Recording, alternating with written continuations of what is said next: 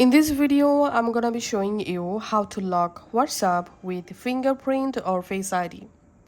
Before that, make sure you have added your fingerprint or your Face ID for your mobile phone unlock feature.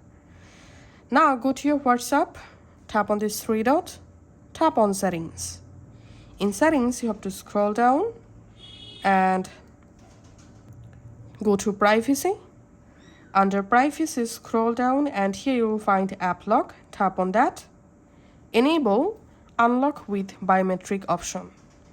Now verify your current fingerprint or Face ID and automatically lock. You can select any of this. I'm selecting immediately. And then now on, whenever you try to open your WhatsApp, you have to unlock your WhatsApp using your fingerprint or your Face ID. Thanks for watching.